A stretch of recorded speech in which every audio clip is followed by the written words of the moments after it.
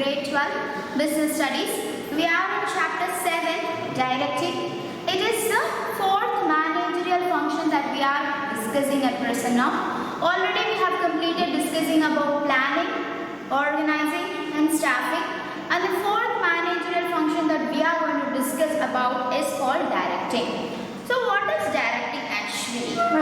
Directing is the process of guiding, coaching, leading, supervising and motivating, right children? So it's not going to be only communicating. We have taken it in a wrong aspect that directing is just giving instructions, just instructing the employees is actually communication. Why are we calling it directing? Because it involves all this process. What are the various things it involves? It involves guiding, instructing, leading, motivating and supervising. So it's not going to be only communicating or only giving the instructions to the people. It's going to cover a lot of other things also. Right children, so we saw that directing is really important to any organization. And as a manager, a person should be good at directing. That is, he should have good leadership skills. He should be a good motivator. He should be a good guide. He should be a philosopher. So playing the role of manager is going to be really critical, because he or she has to play a number of roles other than just managing the work. And why is he doing all these things? To get things done from the employees. That's why we have directing. Right children, so far we have discussed planning. What is that? Setting objectives. We need to evaluate the alternatives. You need to select the right alternatives and then you put it into practice. And then you move on to what? Organizing. Through organizing, what do? You just implement the plan by giving a clarity for the work and the working relationships. Clarity of work means what is the job, how it has to be done. Clarity of working relationships means what? So who is your superior, who is your subordinate, that has to be discussed clearly. And then moving on, we have the elements of delegation. We have two different terms discussed. One is called the delegation, another one is called the decentralization. Now what is delegation? Delegation means it has three different things, three different aspects, three different elements, which are called as authority, responsibility and accountability. That is, delegation is defined as entrustment of authority and responsibility. Right children? And accountability is already imposed. It comes along. It is created there. Right? Authority and responsibility are entrusted to a person, to a subordinate by the superior. But accountability is automatically created there. Once you get an authority to do something, you automatically become what? Accountable for that particular work. Just because I have delegated it to my subordinate doesn't mean that as a superior I don't have to work on it or I don't have to be accountable for a particular work. No, that's a wrong concept. Even after a superior authority delegates the work to his subordinate and got the responsibility to do it, definitely the accountability is already there. Right? So accountability falls on whose end? Directly on the superior's end as well as the subordinate here also. Right? And what is the flow of it? In which direction does it flow? Authority flows from top to bottom. Responsibility flows from bottom to top. That is the from the subordinate to the superior. Then when we move on to accountability, it also flows upwards. That is from the subordinate to the superior.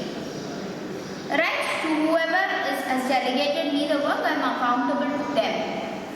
Right. Then we move on to discuss about decentralization. What is the difference between delegation and decentralization?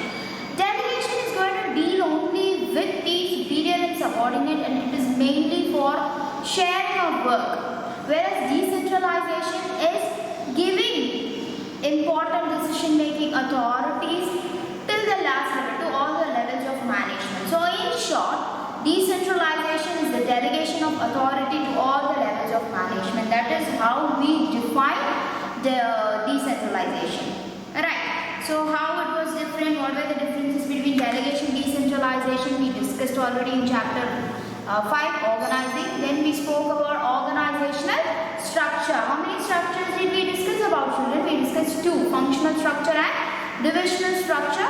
So functional structure means different functions are given as different departments, and whereas when we had the divisional structure, each division, each product will be given a separate division and divisional head. Under every division we saw that we have a functional head. A functional structure works under each and every division. Right, if a company has 4 different divisions and it has 4 different divisional heads and 4 different functional departments under each division. Right, children? So, and then we moved on to the next function, which was staffing. That is, once you are organizing, once the plan is ready, the organization structure is ready, that is the hierarchy is ready, who is the superior, who is subordinate, everything is clear. Now what do you have to do? You know what is the work also. So you need to find the right people to fill those jobs. So staffing is the process of what, children? Filling the jobs and keeping the jobs filled always. And it is one of the important managerial functions because why?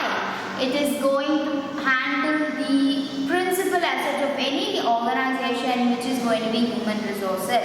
Even though we have physical resources and financial resources, we have one more resources called human resources, and without human resources we cannot put into effect these two other resources. We cannot combine these resources to move the organization towards success.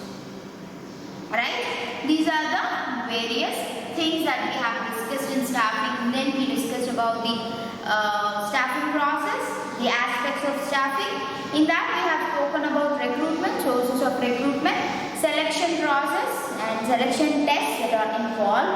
And then we spoke about training and development. We discussed the difference between training, education and development. Finally, we spoke about the on-the-job training methods and off-the-job training methods. Now, in the previous video session, we have started working on with what chapter? Chapter 7, which is directing. And what is directing, children? It is the process of giving instructions. Again, what? Giving instructions and guiding people in doing work. So, it's not merely giving instructions. We are going to guide them to do certain work. Right, and what were the characteristics that we have discussed, children? Do you remember? It initiates action. Directing, initiate actions when the instructions are given, and the next step we handle with what? A lot of other things also are handled. How our work should be done. Motivation is required, counseling is required. So whatever it is, we give them, we push them, or we motivate them to do the work. So it's initiating the action, and then directing takes place at every level of management. It is not only that at the operational level or at the middle management or at the top level.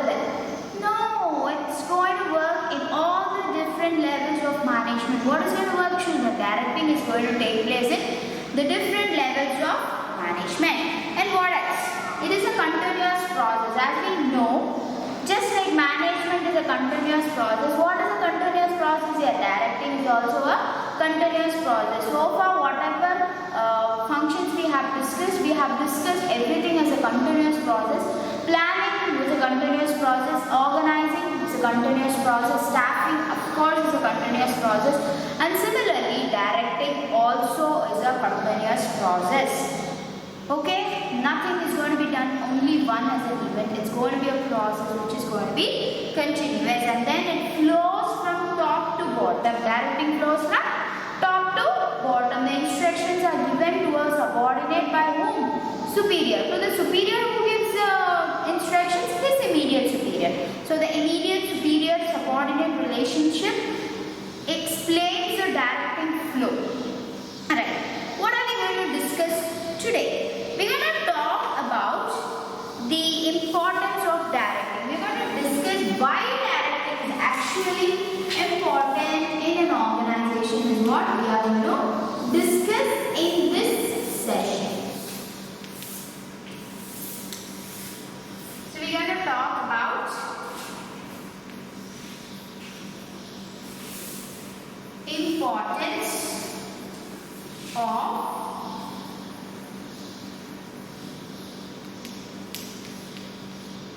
directing. So usually what we do, through importance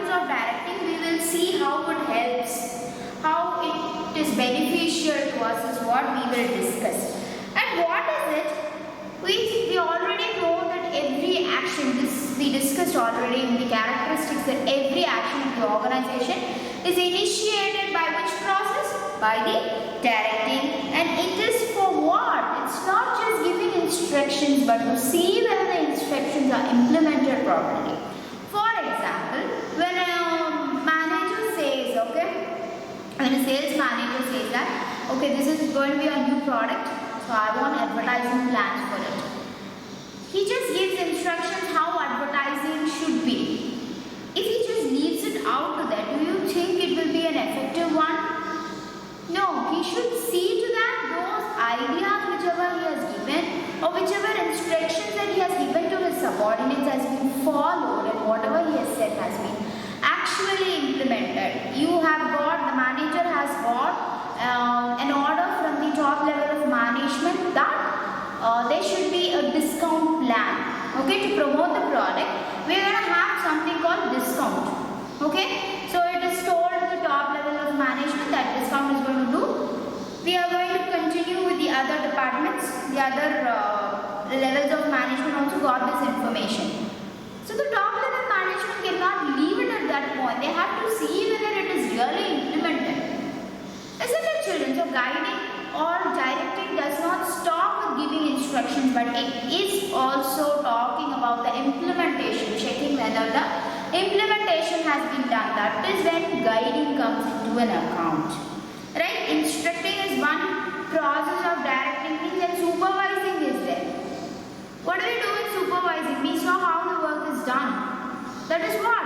Supervising. Right, children? So all these things are very, very important.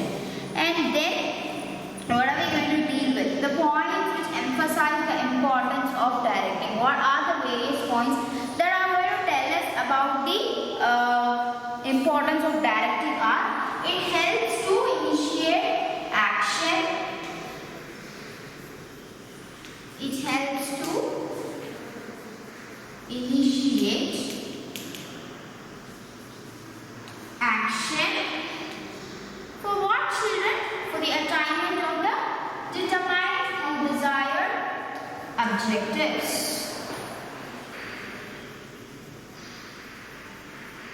For the attainment of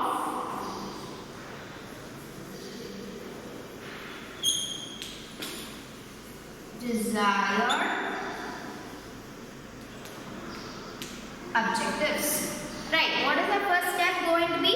We are going to make sure the action has started and whatever is the objective, it is just attained by that. So how directing is going to help us there? The manager is going to be there all the time. The superior is going to be with the subordinate and checks whether the action has taken place, whether it was implemented in the right way, whether he has any doubts. If the subordinate has a doubt, he or she can immediately get clarified it from whom? From his manager or manager, and do the work properly. If you don't have someone to guide you, definitely you will not know how to do it.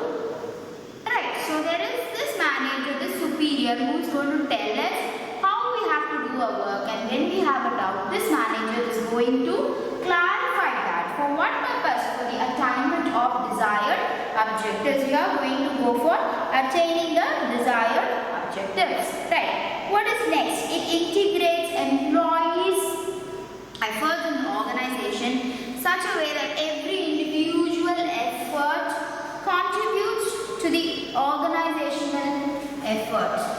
So we spoke about it in principles of management, right? Substitution of personal interest with group interest. Do you remember, children, in the chapter number 2? Okay, so here even directing leads to that. What does it do? It leaves you, it lets the employees, okay, it lets the employees to what? To integrate, to combine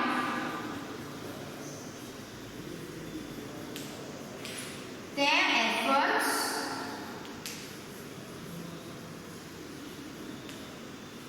for what, children? To attain the organizational goals. Their efforts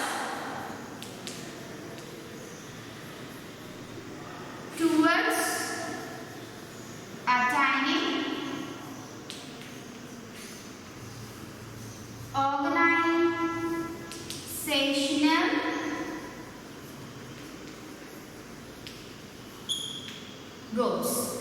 Right, children? So what is it? It leads the employees, it integrates the employees' efforts. We all work differently. But what brings us together is coordination. And how does this coordination comes? With the help of a manager's good leadership skill. Right? When a manager is a good leader, he or she will know how to bring all those efforts together towards what? Towards the organizational structure. Right, so only when there is a table in front of me, so what do?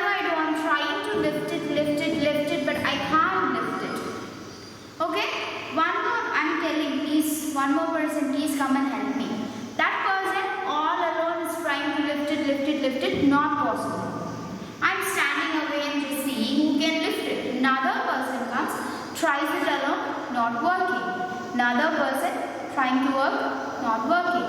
So 4 people have tried individually to lift the bench, which did not work or which was difficult. So when we have a leader, then comes a leader into the play, and he or she tells us that 4 of you join together and work on it, you can lift the bench. So that leader has led us to do the action in a proper way. Right, children? They have integrated our efforts, individual efforts to attain a goal. Clear? Yes. When we move on to the next thing, it guides employees to fully realize their potential and capabilities by motivating. Now what comes into action? Motivating. Right? Motivating and providing effective leadership. So, it guides employees through what? Through motivation. Is it not, children? So it's going to guide them through motivation. Right.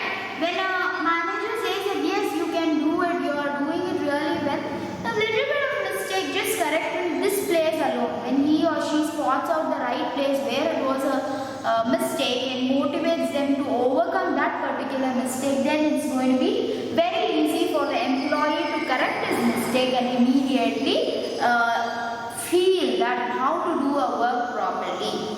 Okay, so it guides the employee to use their full potential to do a particular work through what?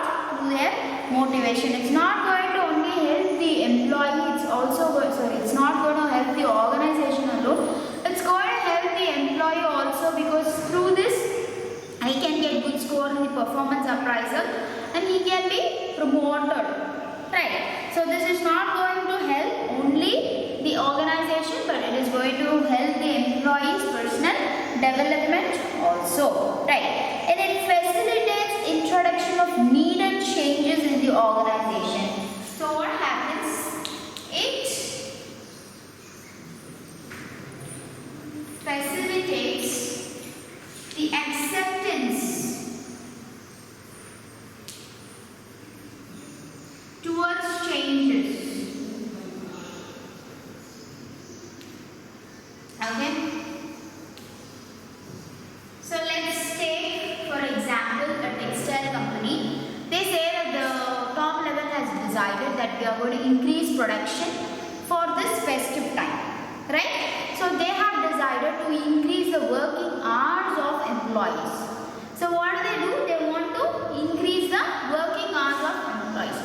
So when there is no proper directing, when there is no motivating, when there is not a good relationship between the manager and the subordinate, when this comes, they all go against it, they resist it.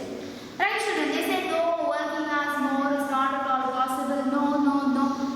That's not the right solution. So when they have a good relationship, right, good directing leads to what? Good leadership, good motivation, good guidance, good supervision, and of course it is going to give a good relationship between the manager and the subordinate.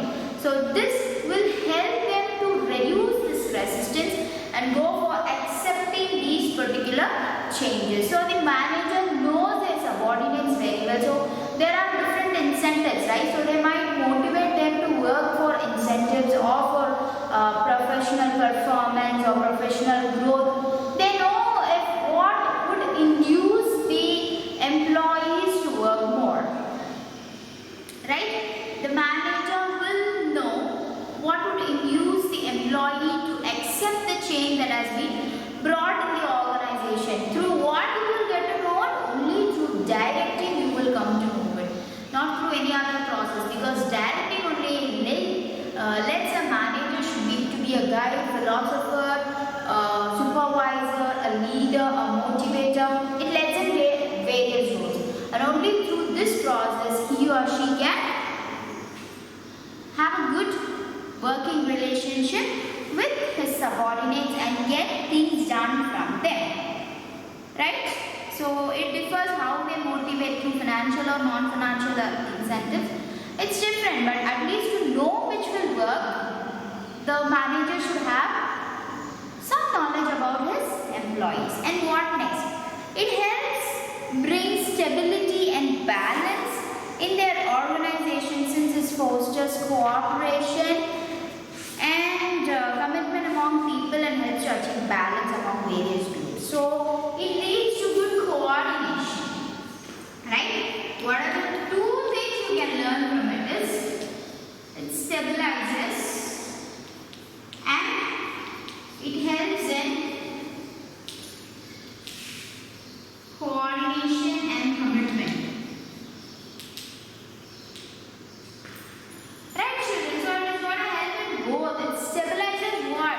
The way people work with each other. It stabilizes the way people work with each other. Right? It brings stability and balance in the organization. That is, we saw in staffing that even if one job gets empty, it's very difficult. We saw how a selection process goes and how a recruitment process goes. Right? We discussed about the demerits of not having someone in a particular job.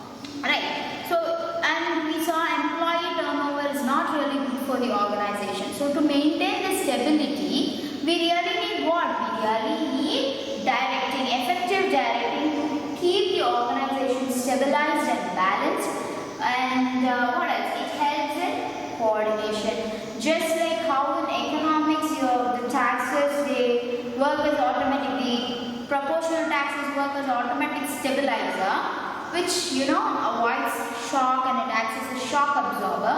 Similarly, here also directing is going to help you stabilize when there is a recession or when there is a loss, when there is a profit. If the organization, if the employees are very coordinated and they're very committed, they will not leave the organization. For example, the organization has faced a loss. Okay, so in one particular year, they might have to go for a harder decision of reducing the number of employees or reducing the salary that they are giving for them, or constraining the incentives that they have promised. So if the employees are really, led up in the right way, and if they are really committed to the organization, they will accept that particular change. Right? They will know, yes, my organization is always good. They have faced a loss. So as a part of this organization, I should also do what? I should also sustain this position. I should also help them out. I cannot leave them in this crazy period and I can just go out for my other work. No, I have committed to my organization and I have to stay back with my organization.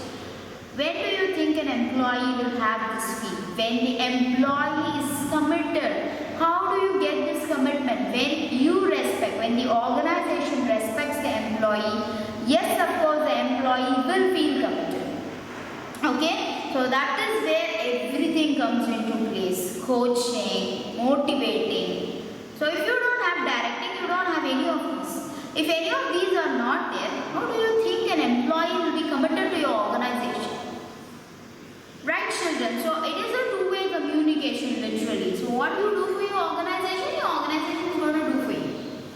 Right? So effective directing is going to stabilize and balance the organization, and similarly it is going to help in coordination and commitment throughout all the employees in the organization. So what are the various importance? Okay, what are the points that emphasize the importance of directing? We saw that it helps to initiate action for the attainment of desired objectives. It what we have discussed in characteristics also.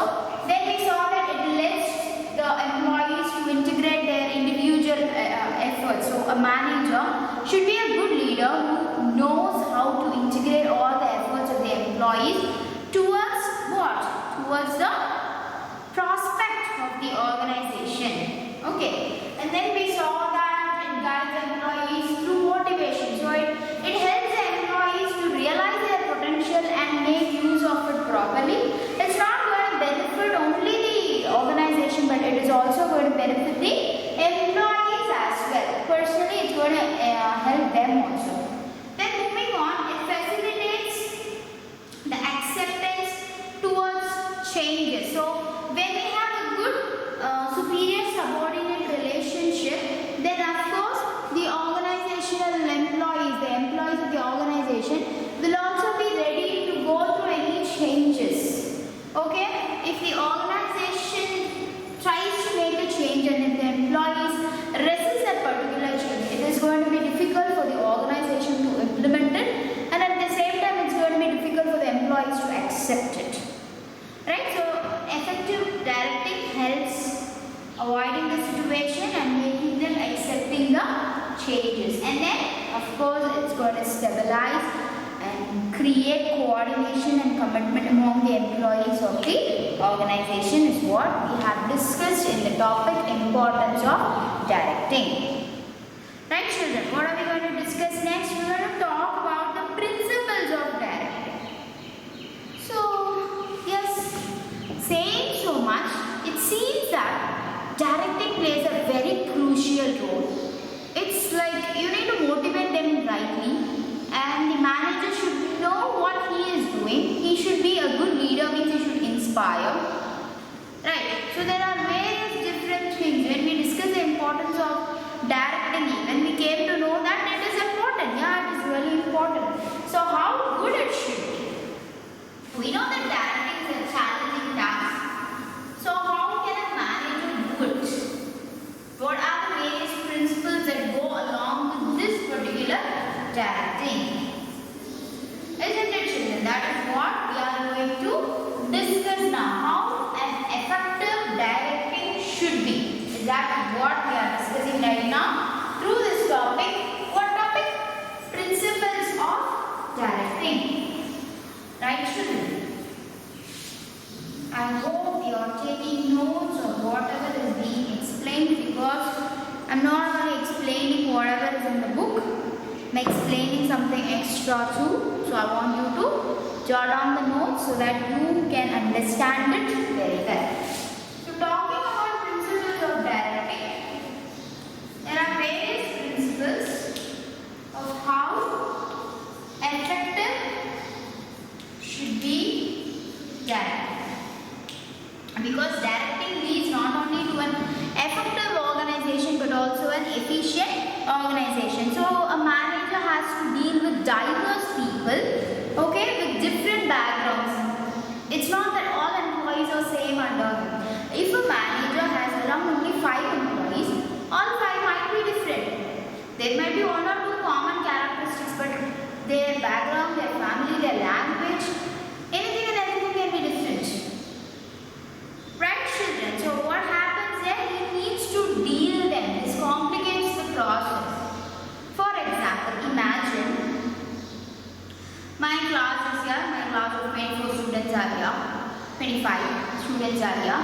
So half of you are comfortable when I am going to explain the topic, okay, and then give you the points. Half of you might be comfortable when I do it simultaneously. That is, once I just write the topic and then I explain the points related to it. So it's going to complicate me, my position, because I don't know to which side I should go.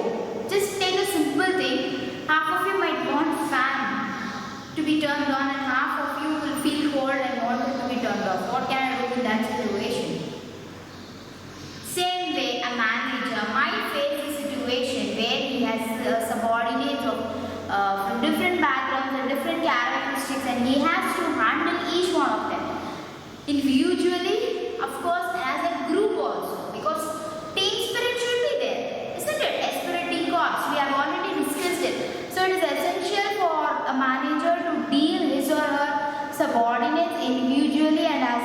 because group goals should be attained and they should be given importance. So what are we going to do? We are going to just find the principles which might help in directing process. Okay, these are the guiding principles which might help a manager, you people, okay, the future managers or future managing directors, to help in directing, in effective directing. So the first principle is maximum individual contribution. So we have discussed this point right now, the importance of directing, where the potential of each individual should be brought up. Okay, maximum individual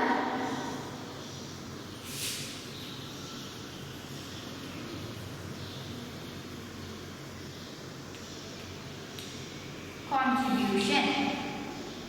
So what does it say, children? That every individual has different level of potential and they should make use of it completely. They should contribute to their maximum potential level is what we are discussing. And how can we do it? Through incentives, through motivation, through guiding, supervising.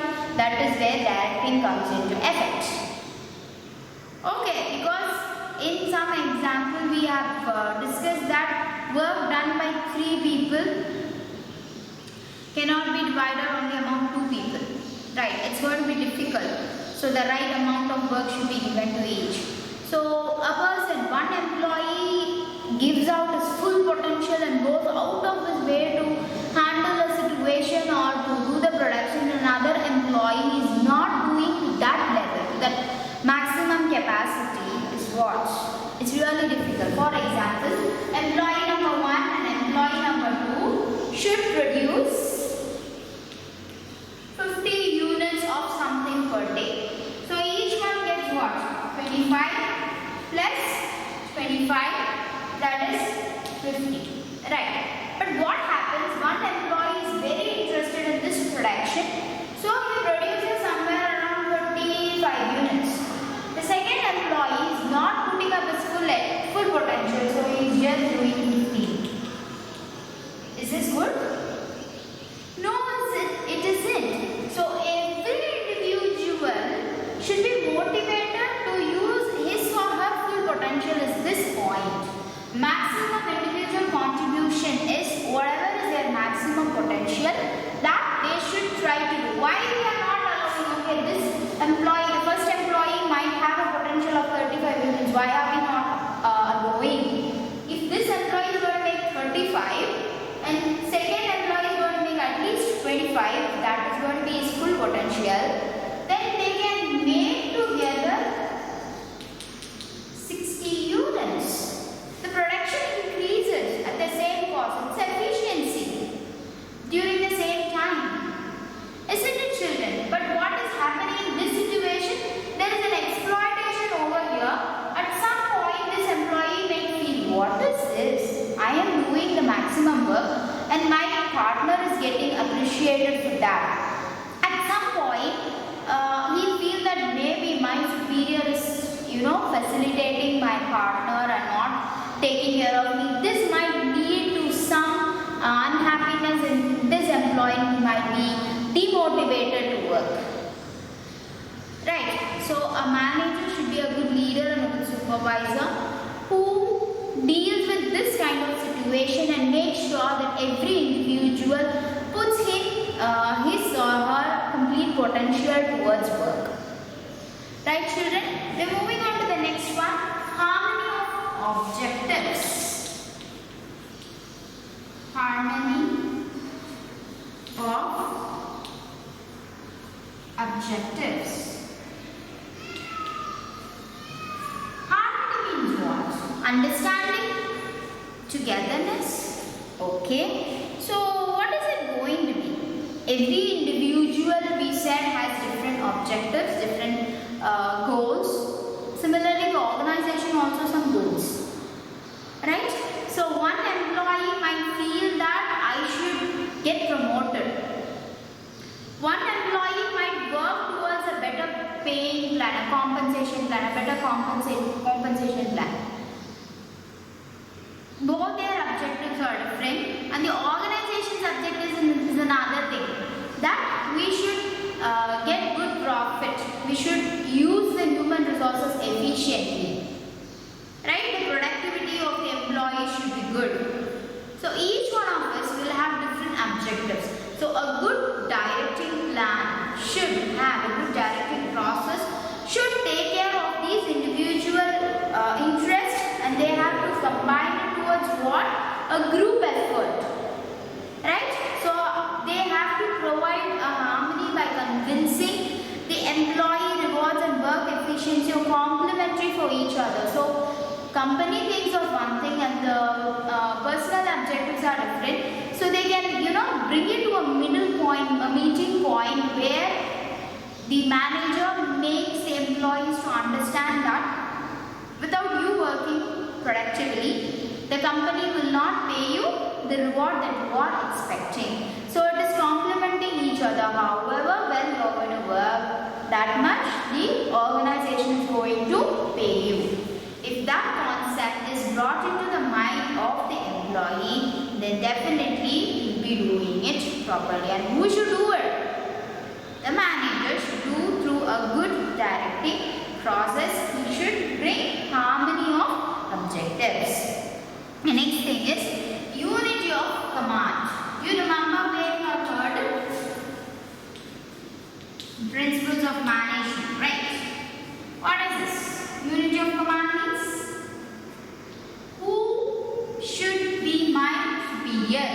From whom should I get my orders? To whom should I report? Should be there. It's not that one person can get orders from two different people and two different orders can be finished at one point of time. So how it should be? In an organization, the employees should receive order from one person, my immediate superior. Right, children? So this principle really ensures effective direction because they are very sure of what they want to do. Right, for example, my superior, I have two superiors. Okay? For example, I am saying, okay, I am an employee in an organization and I have two superiors. One superior, so this is me and this is my one superior, another superior. Okay? Superior number 1, superior number 2. So one superior, he says that you need to call the customers and check about their response on our new product. Okay, what is he saying? He said call the customers and check about the new products because we have to go for the further production. My superior number 2 says that you need to call the advertisers for making a advertising plan. We are going to promote the product, so we have to. So which one should I do? Which work should I do first? If I do this work, my another superior will get angry. If I do that work, my this superior will get angry. And I will not be clarified about my job. What am I going to do? Which should be first? What should I say? Right, I have to get instructions from my employees. I have doubts about it. So I have to go check it out with my manager. What should I do? Call the customers and say what? What I should ask? What exactly he wants to know? So this situation is really wrong for any organization. So that's why we say that only one manager, only one superior should be there who is going to command me, who is going to give me the instructions. Okay? Who is going to give me the instructions? That should be made clear. This leads to what? This leads towards effective direction. Right, children? So what is the next principle of directing? Appropriateness of direction technique. Okay? There are various direction techniques. What am I going to use there is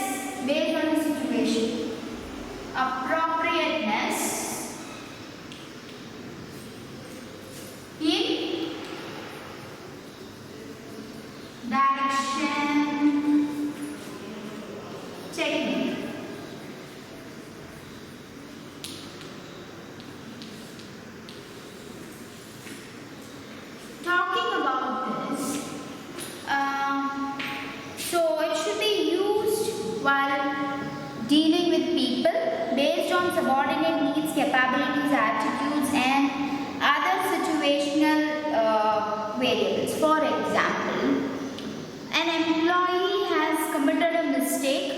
Okay, he did not understand your instruction properly. So what do you have to do there? Do you have to just motivate them? Okay, first step you motivate them. Second step, again they have done a mistake. You are only motivating, you are not guiding. You are not instructing clearly. You are just motivating. Yeah, you can do it. Will it work? No, you need to use appropriate direction technique there. So if you think your instruction did not reach the person properly and your motivation didn't work with the person, then you need to change as a guide. You show them how to do it properly. Right, children? So it differs. The direction technique differs based on the employee's behaviors and attitudes. There are some employees who you have to be little direct with. Okay? You directly say that, see, if you do this work properly, you might be getting promoted or you will get a good reward. Or if you don't do it properly, you have to, there will be a monetary punishment, something like that. If it is said, so which employee will listen to which kind of direction technique should be decided by the manager, and appropriate direction technique should be used. Right? It is not that for everybody the same direction technique will work. Okay, children. The next is managerial communication. One more important thing is what? The communication process. How it should be communicated. There are various different things, children, about communication which we will be discussing in this chapter.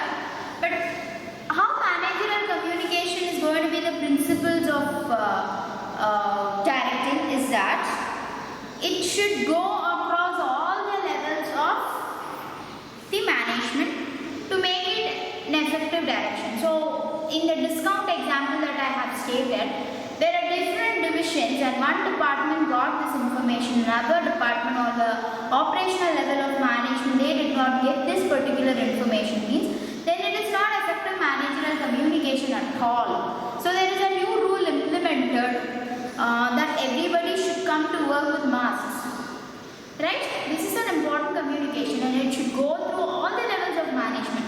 Only the top level people who are going to come for a meeting are asked to, wear masks and have told about sanitizers and washing hands. Only they have the knowledge about it. Not the operational level, means the loss is going to be to you too, to the organization also.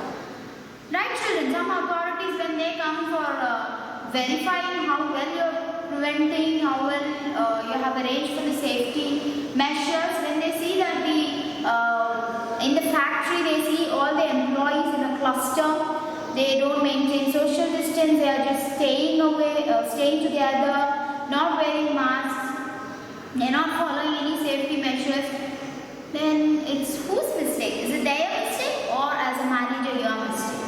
As a manager, it's your mistake because they did not get the communication. It didn't reach them.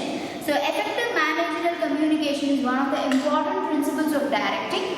Right, a good directing should have a good managerial communication system which should reach all the levels of management. And then we have use of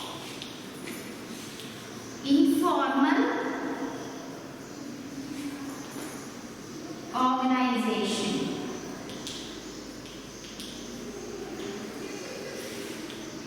So, use of informal organization, what happens here? In every organization, there will be an informal organization also. A formal organization means superior-subordinate relationship. Informal organization within friends, that kind of organization, like helping if you do also is there. So, an employee, so a manager should make use of this informal groups also. They should make use of this informal organization. How do you think it works? For example, a superior wants a subordinate to do something and he is not ready to do it. So what happens? You just keep on fighting with them, just arguing, just motivating, nothing works. So you know that the person has a friend. You talk to them, you make use of the informal organization, make sure they are working, or you just can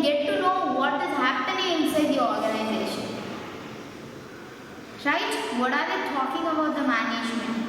Everything when they have a negative thing about your organization, all this you can come through this informal organization. Get to know about this informal organization. You cannot just say, oh, informal organizations are bad, nobody can befriend anybody, nobody should talk with others. That's not a good directing. A good directing will lead you to what? Make use of formal communication, right? So what is the next point that we are going to discuss now, children? The next principle that we are going to talk about is leadership.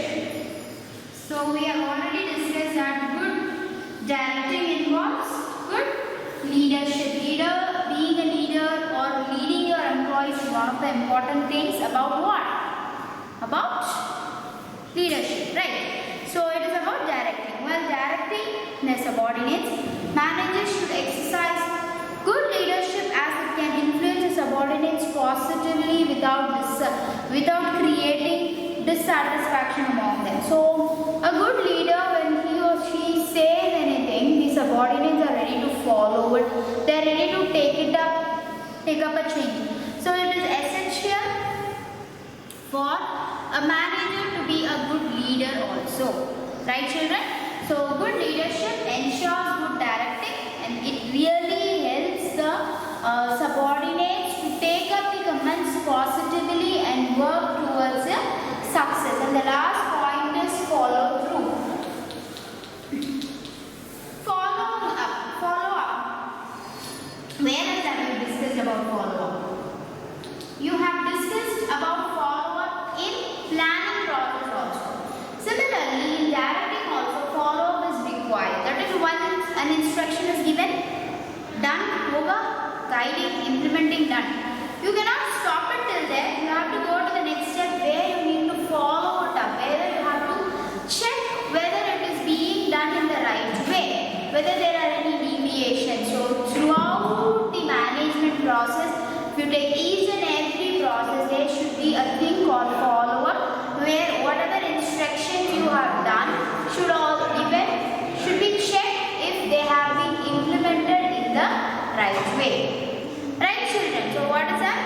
You have to follow up, then only they will get encouraged. You just give them the instructions and leave them to do their work. What happens? Employees might think that, okay, the manager is not minding about me. He does not have time to think about me, think what I am doing.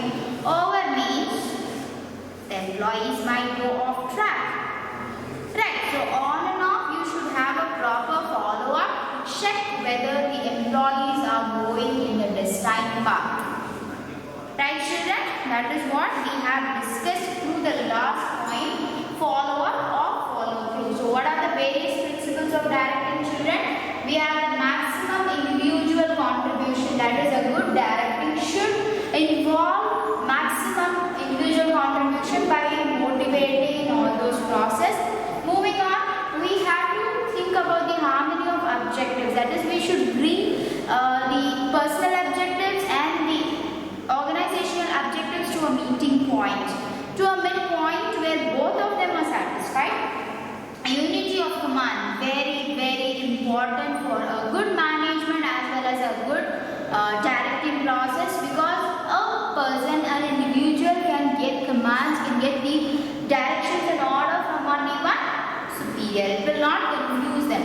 Okay, and then we move on to appropriateness in direction technique. So each individual is different and their behaviors, characteristics should be taken into account when you deal with the direction technique. Just see if it is going properly. You should not discourage them at any point. So you should make sure that it does not offend them. So you have to use the appropriate direction technique. We have managerial communication. Effective managerial communication should flow through all the levels of management. Right? Any information should be passed to all the levels of management. And then we have the use of informal organization. We all know that in any organization we have both the formal organization structure and the informal organization. So a manager should make use of the informal